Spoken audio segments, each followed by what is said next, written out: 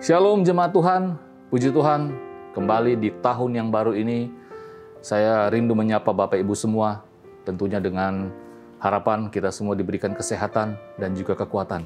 Kembali bagian firman Tuhan yang diambil dari Mazmur, pasal yang ke-18, ayat 33 dan 34, demikian firman Tuhan, Allah, dialah yang mengikat pinggangku dengan keperkasaan dan membuat jalanku rata, yang membuat kakiku seperti kaki rusa, dan membuat aku berdiri di bukit.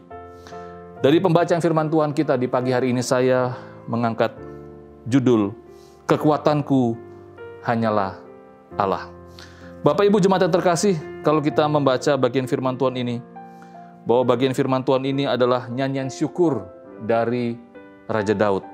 Nyanyian syukur, di mana bagian yang kita baca dikatakan bahwa Raja Daud bersyukur karena Allah lah yang membuat dia menjadi perkasa dan membuat jalannya menjadi rata. Bahkan Raja Daud menggambarkan bahwa kakinya itu dimampukan untuk melangkah sama seperti kaki rusa yang dapat berdiri dengan teguh di bukit-bukit batu.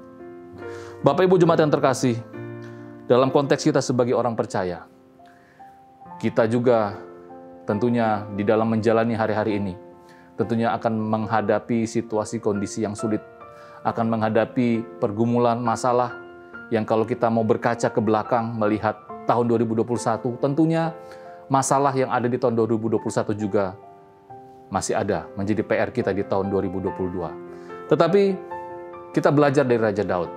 Mari kita bersyukur. Kenapa kita harus bersyukur, Bapak Ibu terkasih? Ya tentunya dalam konteks kita sebagai orang percaya, kita bersyukur karena kita memiliki Allah yang hidup, karena kita memiliki Allah yang menjamin kehidupan kita. Sama seperti Raja Daud, dia juga mengalami kesulitan, mengalami masalah, tetapi dia tahu bahwa Allahnya adalah Allah yang menolong dan memampukan dia. Makanya dia bersyukur kepada Allah dan dia gambarkan bagaimana Allah menolong kehidupannya. Bapak Ibu saudara terkasih, dalam dunia binatang memang ada beberapa jenis hewan yang hidup di bukit-bukit batu.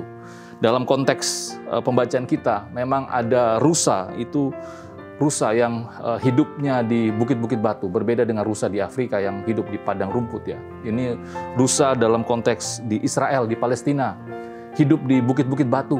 Memang harus lompat ke batu satu, batu yang lain mencari makan. Tetapi sekali lagi bahwa rusa-rusa ini terlatih, ya, terlatih, dan tentunya kita bisa belajar sama-sama bahwa dalam konteks kita sebagai orang percaya, sama seperti rusa yang terbiasa hidup di bukit-bukit batu, kita pun sebagai orang percaya, sebagai manusia normal, kita juga harus terbiasa hidup di tengah-tengah persoalan. Nah, oleh sebab itu, yang menjadi renungan kita adalah bahwa orang Kristen atau orang percaya itu tidak boleh dikalahkan oleh persoalan.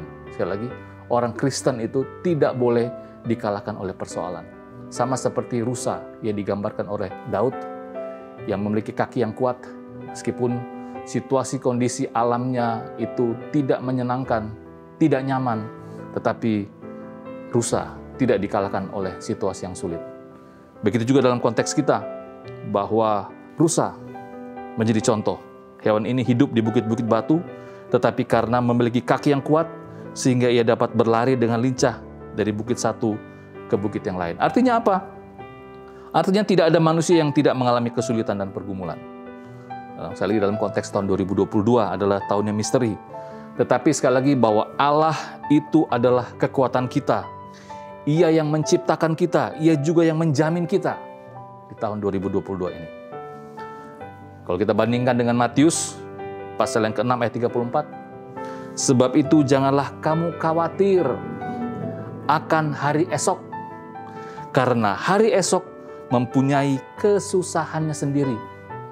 Firman Tuhan Yesus tidak berkata bahwa hari esok itu akan ada kemudahan, akan ada hal yang gampang, tetapi Tuhan Yesus bilang, karena hari esok mempunyai kesusahannya sendiri. Artinya, setiap hari kita akan menghadapi yang namanya kesusahan. Meskipun dalam konteks kita masing-masing pribadi, rumah tangga, tentunya berbeda-beda. Tetapi sekali lagi, ada kesusahan. Tetapi puji Tuhan, Tuhan juga yang akan mengajar dan memimpin kita sehingga kita mampu menanggungnya. Ketika Tuhan menyatakan kasih-Nya dalam kehidupan kita. Bapak Ibu Saudara terkasih, sekali lagi mari kita melangkah di tahun 2022 ini dengan penuh keyakinan, dengan penuh kepastian, karena Tuhan akan membuat kaki kita menjadi kaki yang kuat. Mari kita berdoa.